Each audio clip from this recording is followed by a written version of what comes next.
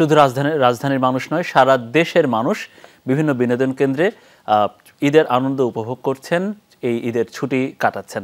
আমরা সেই খবর জানবো। এই মুহূর্তে যাচ্ছি সিলেটের ওসমানী শিশু পার্কে। আমাদের সহকর্মী নাবিল হোসেন সেখানে আছেন। নাবিল, একটু জানতে চাই যে আমরা তো আসলে ডিউটি করছি, কিন্তু আপনি একটা বিনোদন কেন্দ্র আছেন, নিশ্চয়ই নিজেও বিনোদিত হচ্ছেন এবং সেখানকার মানুষের খবরও জানাচ্ছেন। আসলে এই ঈদের দিনটা কিভাবে সেখানকার মানুষ আসলে উপভোগ করছেন একটু বলবেন তাদের কথা।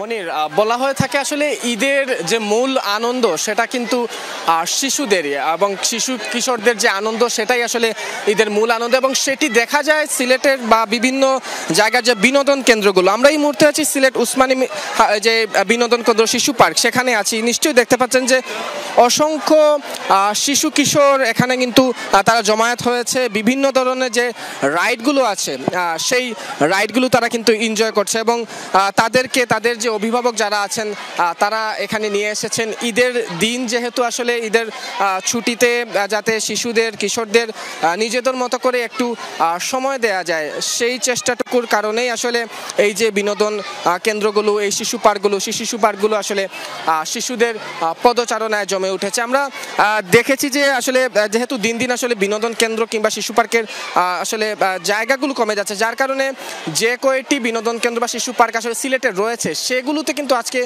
উপচে পড়া ভিড় আমরা লক্ষ্য করছি, এবং প্রতিটি রাইড চড়ার জন্য শিশু কিশোর বা তাদের অভিভাবকদের কিন্তু দীর্ঘক্ষণ আসলে অপেক্ষা করতে হচ্ছে। তারা দীর্ঘক্ষণ লাইনে দাঁড়িয়ে এসব রাইডের যে টিকিটগুলো সেগুলো কিনে তারা এখানে যে রাইডগুলো আছে সেই রাইডগুলো চড়ার চেষ্টা করছেন। এছাড়া আমরা আসলে অভিভাবক যারা আছেন তাদের সাথে আমরা কথা বলেছি, এবং তারা বলছেন যে এই শিশুদেরকে কিছুটা আনন্দ দেওয়ার জন্য ঈদে যাতে তারা আসলে নিজেদের মতো করে সময় কাটাতে পারে, আনন্দিত হতে পারে, সেটার জন্য আসলে তারা এখানে নিয়ে এসেছেন। আপনি প্রথমে যেমনটি বলেছিলেন, তাদের আনন্দ দেখে আসলে আমরা যারা গণমাধ্যম কর্মী প্রত্যেকে আসলে আনন্দিত হচ্ছি।